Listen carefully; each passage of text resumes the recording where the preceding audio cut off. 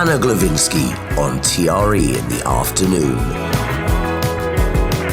Joining me on the line now, it is Daniel James, celebrating 35 years since the boy band Yell took to the charts, and also a long career in acting and launching a brand new single. There's been so much going on. Hello, Daniel. How are you doing? Oh, it's fabulous to talk to you again today, and thank you for having me on your show. Can I just pick you up on something? Boy bands didn't really come around. I mean, even when the Beatles and the Monkees were out, people didn't call them boy bands. I think that kind of came towards the late 90s with Take That and Boyzone. I think in the early 90s, we were just a duo. Okay, that's fair enough. Because actually, if you do think of the idea of boy band and girl band, they weren't really bands, were they? They were singers and dancers. Well, that's the thing, and that's why I mentioned it, because, you know, I was a singer-songwriter, and when we signed the deal, when we did our showcase, and several records came along, and two were very interested. One was CBS and one was Fanfare Records. I wanted to sign to CBS because I saw myself as a singer-songwriter. I'd spent the previous 18 months writing more than an album's worth of material, touring the country with my partner in the duo. We built up a really good fan base. So I wanted to sign to a label that was going to, you know, promote me as promote us as singer-songwriters. However, I got outvoted. And when Fanfare Records, which was co-run by a gentleman you may have heard of, Mr. Simon Cowell. So I was kind of strong-armed because I was outvoted by the manager and by my partner in the group. We signed with Fanfare Records, and admittedly, money was pumped in because Simon's a great businessman. You know, we had money pumped into the group, and things took on a more glamorous facade, and we did 30 magazine covers immediately and videos and flew around the world. That was wonderful. But the downside was that Simon, bless his heart, was obsessed with Stock Aitken Waterman and also cover versions. And so consequently, when you turn up every day and say, Simon, how about listening to this song I've written? You know, give me a little more time. Do you know what you do to me? You know, Surrender. I Get the Feeling. All these tracks that, you know, written for the possible album that was going to come out. And it was so frustrating because obviously, no. Oh, Daniel, darling, no, we need a cover version. We need a hit. Of course, he already had Sunita, and she was doing right back where we started from. So I was on a bit of a hiding to nothing. So I was continually butting heads, figuratively, with Simon Cowell, trying to, you know, persuade him to bring out one of our songs. So your point is actually correct. Most of the boy bands sang and danced. We played instruments and sang. So I definitely feel like I'm picking up on a note of defensiveness here. It wasn't just a technicality that you wanted to point out in the name of correctness, like technical correctness. I feel like there's a sense of emotion behind this that you wanted to be, would it be fair to say, taken seriously as an artist, but felt like perhaps the times that you were in, and, you know, and then the explosion subsequently of boy bands would have put a dampener on sort of respect of musical artistry? Most certainly. I mean, obviously, I think even after us, there was a snobbery, you know, the music industry looking down at that kind of artist. And you've just got to try and battle your way through. The bottom line is you sign a record deal, and sometimes, as we've seen at the moment, you know, on television, we've just had a fabulous documentary series by Louis Theroux, Boy Bands Forever, where he goes behind the scenes and behind the emotions of several big boy bands from that era. And then we've got a Boyzone movie out at the moment detailing what was going on behind the scenes with their manager, Louis Walsh. And there are constant stories in the press about the pressures that happen behind the scenes. Oh, yeah. So it's kind of two worlds running in a parallel. You've got, you know, the material coming out and the songs. Quite often I would say to people, when you watch these bands on Top of the Pop, well, used to be Top of the Pops, but when they appear on TV shows, try and look behind the eyes to see if there's any life going on, because quite honestly, a lot of the boy bands, bless them, are squeezed, as Robbie Williams and Boyzone, you know, said, and a lot of other young bands, they're those kind of contract, they're forced into wearing clothes they don't want and play a character within a band. You're the quirky one, you're the funny one, you're the seriously one, you're the dancer. Whereas with me in Yell, I just wanted the songs to come out. As I say, if people would like to investigate the music of Yell, then they can get the new album. Well, the album, I say the new album, it's just been re-released on Secret Records, and you can get it on Amazon and all the download sites. And basically, it's got the songs that we wrote as we were coming together, as we were touring the country. As I say, ballads like Give Me a Little More Time, like Surrender, like Do You Know What You Do to Me? Songs that were written about experiences I was going through at the time. And that kind of shows you where we were heading. We were in a studio with a guy called Colin Thurston, who produced the early Duran Duran stuff. So we were working with great producers. And I remember him coming over to us, and he kind of whispered in my ear, and he said, "You're going to be nominated next year for Best Newcomer." And I went, "How come?" He said, "Because I've played the material to the powers that be." So, there's this thing goes on in the industry behind the scenes that you don't even know is happening. And consequently, you think you're moving towards one direction, but then suddenly out of the blue, you get dive bombed by these unexpected things that happen. That's life as well, though, isn't it? You never know where things are going to take you. Sometimes you go off in one direction, and again, no pun intended there, as we talk about boy bands, you end up. I think, sorry to interrupt, but I think we were Simon's guinea pigs for One Direction. I think probably he learned the mistakes, the pros and the cons, when he tried to put us through the sausage machine. But I mean, you were still a youngster, and you're doing the photo shoots, and you're being on the front covers. There must have been some excitement and some glam behind that as well, rather than just frustrated artistry. I wouldn't have missed it for the world. As I say, it's a parallel road you're going along. You've got this amazing thing, you've got a car picking you up every day.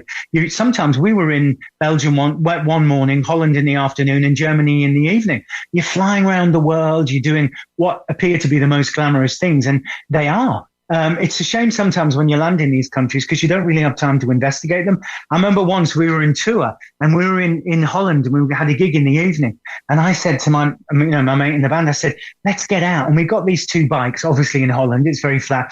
And we just cycled around the country lanes of Groningen, and we had the most amazing time. Another time we were in West Yorkshire, and we were doing a big TV show, I think in Leeds or something, and we were staying in Skipton, and we just walked around the town, and we went into this youth club. We ended up playing pool with a load of young guys in the youth club, and then we were on tour in Belfast, a city that I've just come back from this morning, and we went out. They warned us, because it was still the end of the troubles over there, and they said, you can't go out, it's dangerous. But we climbed out the window, we were off on a council estate, just chatting with the kids and having a great time. We came back and we played Liverpool, and we were staying in this most beautiful hotel, the Adelphi in Liverpool. It's where Cilla Black had a wedding reception. And we couldn't go out because, loads of fans outside. And Paul and I climbed down the drain pipes and just went and discovered. And it was kind of like trying to break out because we were having the most amazing time, but it was all on screen. And you had to sort of almost cheat and break the rules to get out of the bubble and just do a bit of normal life to keep you sane. And talking of your sanity, how did it all wrap up, and where did you go next with it? Was there a sadness when you left Yell, or were you just so ready for new things and sort of to discover yourself a little bit more? Great question. Well, as I said to you, one night we were in the studio with Colin Thurston, and we were recording the album. He was telling us we were going to be up for the Brits newcomers in the next awards. So in your mind, that's your journey. Mm-hmm. And we've been on the road for years, and we were having hits. We were huge in Japan and other countries. So anyway, I woke up this morning, and don't laugh, but I had fans that used to sort of sleep outside the flat, and I used to roll the window up on a morning and shout, hello, how you doing? What you're up to and stuff. They often knew what we were doing before we did. And they said, have you seen the papers? And I said, no. Anyway, 20 minutes later, a kind of rolled up copy of the Daily Mirror was shoved through the door. And I opened it to the pop page because they used to have lots of pop pages in those days. And it said, Yell down the dumper, Daniel James dumped. I knew nothing about it. I'd been in the studio the night before. I spent 48 hours trying to get hold of the record company. Nobody took my calls. Can you imagine? I was pulling my hair out. No union, no line manager to go to say, hey, what's happening? My baby was thrown out of the bath with the bath water and with me down the dumper. And after 48 hours, I managed to get in and have a meeting. And I was rather brutally told, you're old, ugly, and untalented, and you'll never work again. and you never work again. And, you've been on the road for 4 years. We'd had one Christmas afternoon off in all that time. And I'm not moaning, because even though I'm telling you these stories and they sound dramatic and a little bit foreboding at times, this was the most amazing thing to happen. But what you've got to realize is I saw it as a career. I didn't just see it as being some little flimsy pop puppet that could be picked up and dropped. I give 100% to everything I do. I was writing songs from the heart. So consequently, when you're suddenly, after all that roller coaster, dropped. And may I ask how old you were at that moment? Well, I was in my 20s at the time. But it doesn't really matter when this happens. And my point is, think about people's mental health.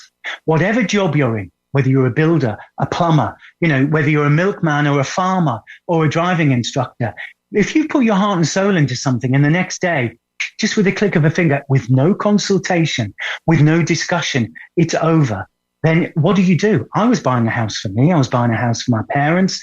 I lost all of that, and I lost my self-esteem with it, because I was exhausted, been on the road for 4 years. And when they sit across the room and say those things to you, that's not tongue in cheek. That's meant to derail you. That's meant to diminish you. That's meant to belittle you. And that happened to me, and it broke me, probably because I was exhausted and I'd, as I say, had half a day off in 4 years. So that's why early on in the interview, you talked about this, you sound as if, listen, it was amazing. But you've always got to keep in mind that there's a lot of power you give away when you sign these record deals. And look at those boy bands, look at those documentaries.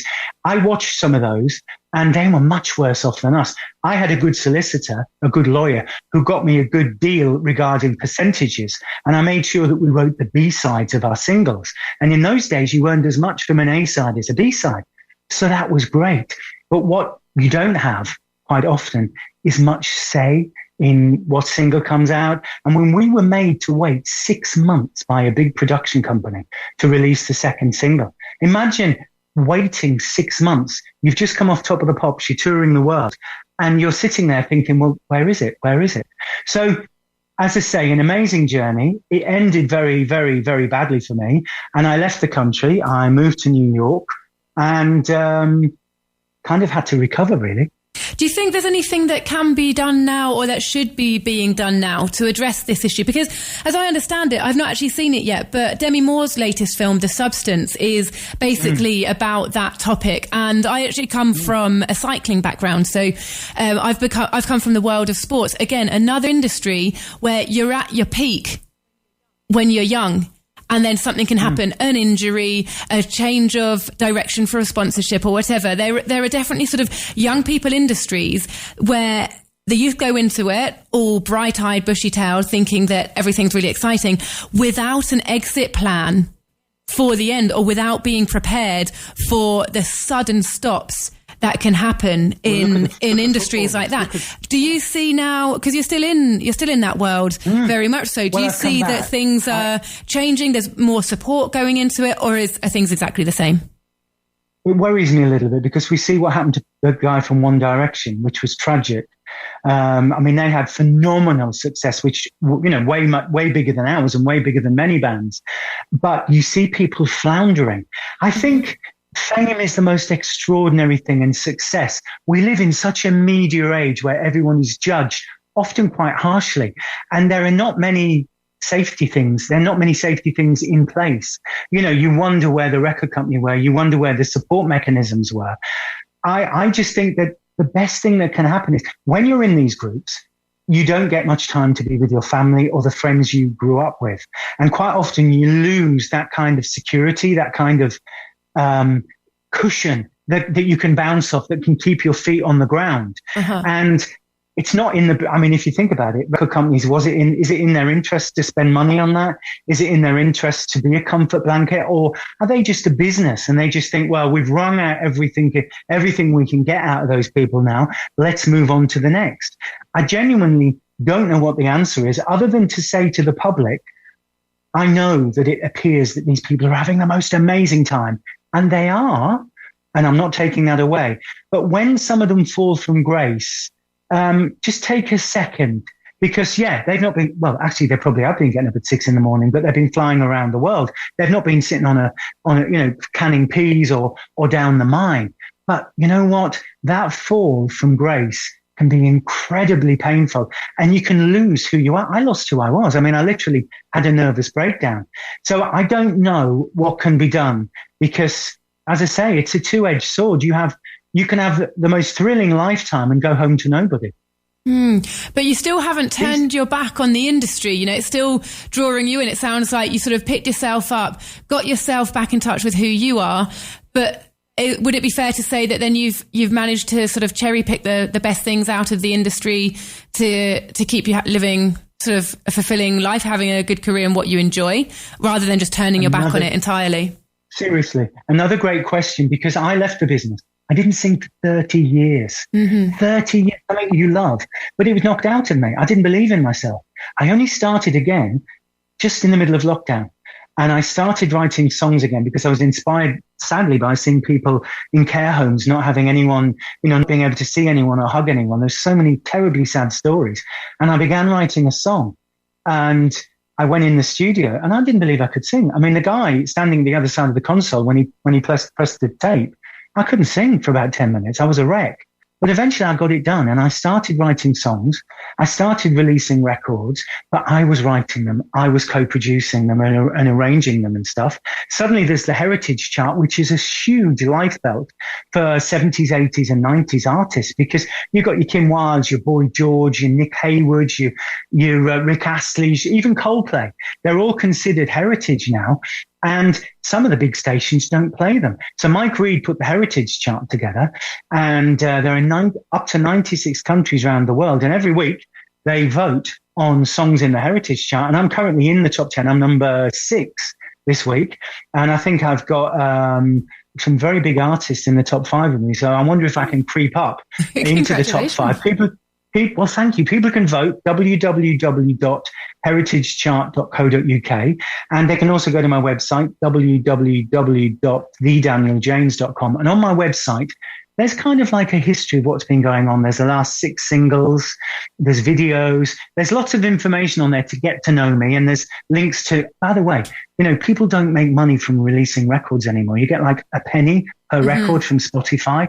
Seriously, the only way artists make money now are live gigs and also merch. So I've got merch, I've got t-shirts, I've got bags, I've got caps, and I've re-recorded the Yell hits. And I've recorded some 80s and 90s classics.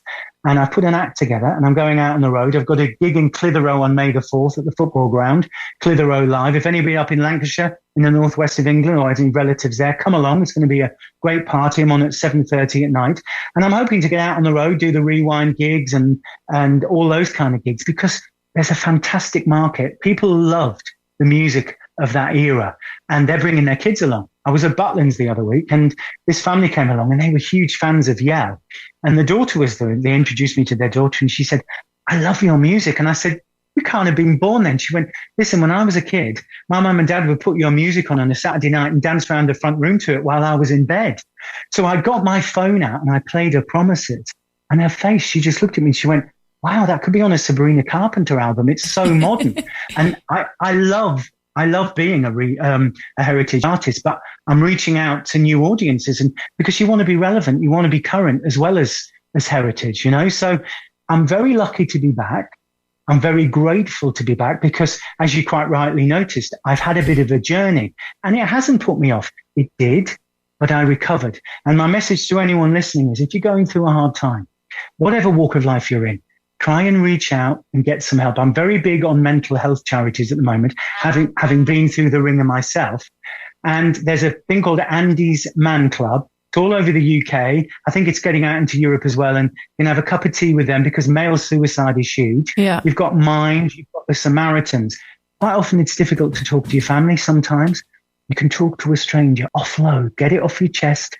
Even if you're living hour by hour, or they get you through the day or the next day. If anybody's struggling with self-esteem, I had it knocked out of me. I was belittled and bullied. However, that happens in any walk of life. So please reach out and just speak to these people, because I got through. And if I can get through, so can you. It's a big topic, and I'm really glad that you mentioned it there. Thank you so much. I'm afraid that I'm going to have to wrap it up. I had loads of questions there I was going to ask about your career and details and a bit of that. And I feel like we just gone off on a big navel-gazing episode, which was so in tune with my show, to be fair. So I'm really grateful that you're so open. I knew where you were going. I've been listening in, so I knew where you were going. So I thought, well, I'll tune into, to what you've been doing. I appreciate that. And I appreciate sort of the honesty and vulnerability. It's been enlightening. Just, have you got a few more words that you'd like to say about the song Promises just before I play it to our listeners? This is about building up your self-esteem again after being knocked down. It's also about couples that used to not get on very well. But yeah, this is my single, Promises. It's in the Heritage Chart. You can download it on all sites. And I hope it just makes people feel good. We've got sunshine in England and across Europe. And I just want everyone to be uplifted and enjoy Promises. Oh, and also running clubs are using it and sports clubs as motivation. So I even had a swimming club the other day using it for motivation. I don't know how they do it when they're swimming. So Promises, running and running. I hope you enjoy it. Here it is by Daniel James. Thank you for joining us. Thank you very much.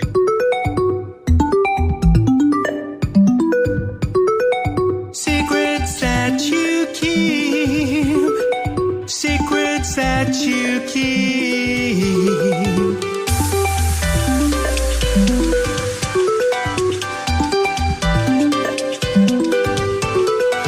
I'm still standing tall, don't love you anymore. Running and running, I can't sleep.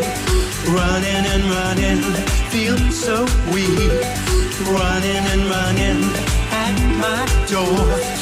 Running and running, don't love you anymore. I can keep a secret, writings on the wall. Every day you break it, don't love you anymore. Promises, promises, I can't keep. Promises, promises, makes me weak. Promises, promises, no more lies. Promises, promises, I'm still standing tall. I'm still standing tall. Don't love you anymore. I'm still standing tall. Don't love you anymore.